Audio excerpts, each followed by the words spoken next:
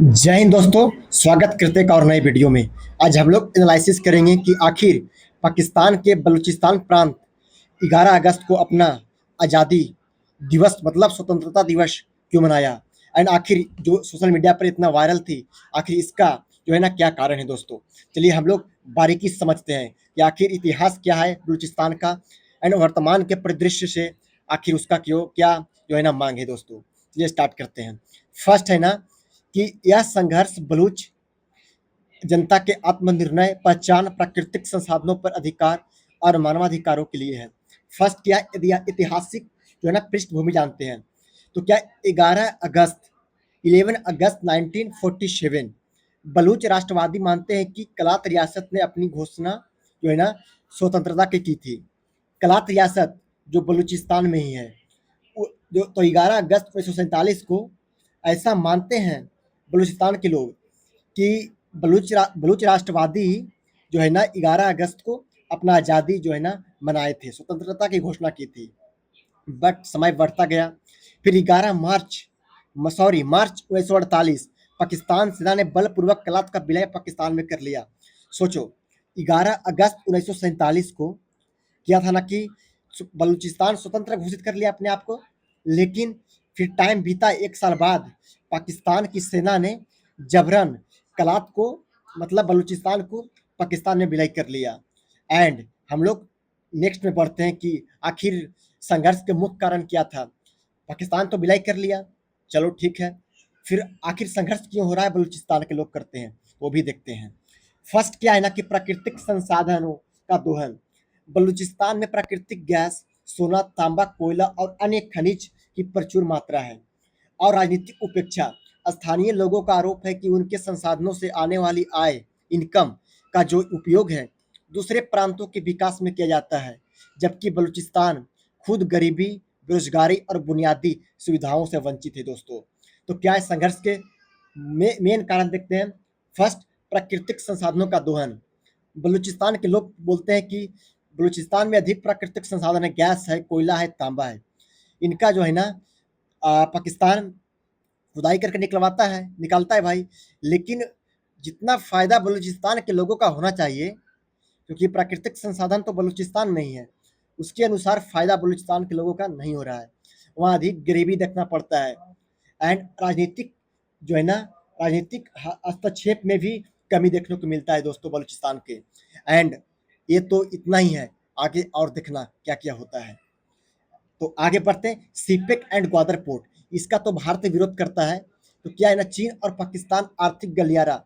CPEC China Pakistan economic corridor और Gwadar port के विकास से बलूचों का डर है कि बाहरी लोग हावी हो जाएंगे और उनकी जमीन, संसाधन और पहचान खतरे में पड़ जाएगी दोस्तों। तो 3 संघर्ष के मुख्य कारण है। एंड हम लोग देखते हैं थर्ड नंबर कि आखिर वहाँ के कौन कौन जो ना संगठन है आज़ादी का मांग करता है, स्वतंत्रता की मांग करता है, विरोध करता है। तो वहाँ की है Balochistan liberation army, BLA.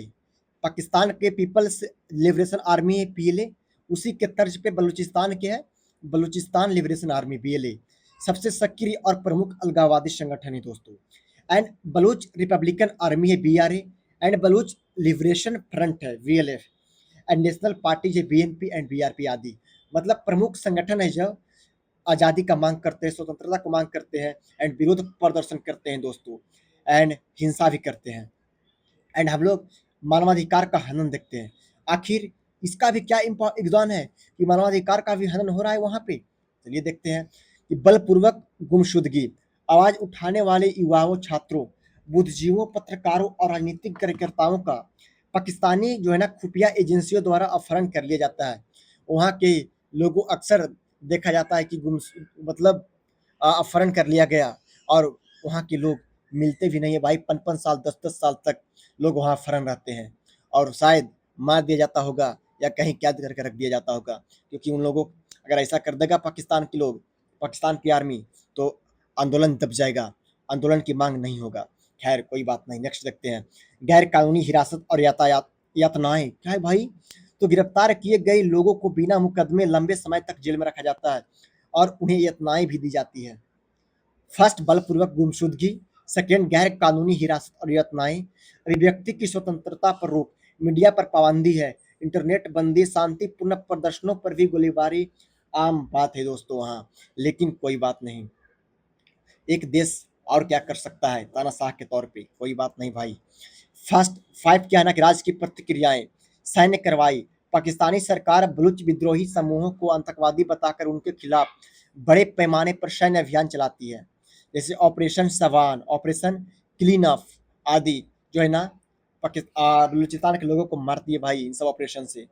And कठोर कानून क्या है ना कि अफशपा, क्या है ना AFSPA जैसे कानून लागू कर सेना को विशेष शक्तियां दी गई है दोस्तों, जिससे मानवाधिकार उल्लंघन बढ़े हैं।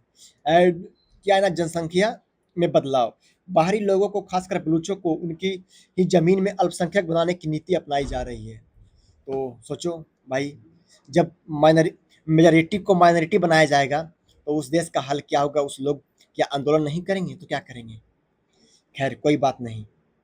एंड संघर्ष का परिणाम क्या है, तो हजारों लोगों की मौत, हजारों लोगों की मौत दोस्तों, हजारों लोग बेघर बेघर एंड शरणार्थी, आर्थिक पिछड़ापन और विकास का अभाव, मानवाधिकार हनन और डर का माहौल, पाकिस्तान की आंतरिक अस्थिरता में वृद्धि दोस्तों, इसका रिजल्ट है। यानी बलूच जनता की मांग क्या है, तो आत्मनिर्णय का अधिकार, प्राकृतिक संसाधनों पर स्थानीय अधिकार, जबरन गायब किए गए लोगों की रिहाई, मानवाधिकार की सुरक्षा, राजनीतिक स्वायत्तता या स्वतंत्रता दोस्तों।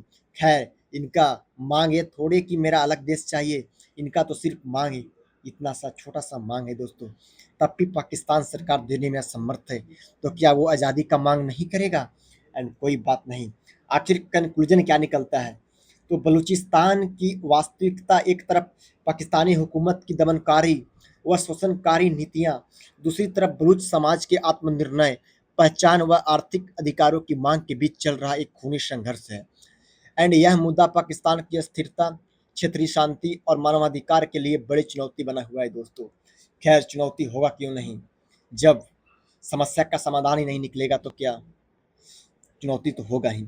बस क्या है ना कि हमारा ज़मीन, हमारे संसाधन, हमारा अधिकार, हमें आज़ादी चाहिए।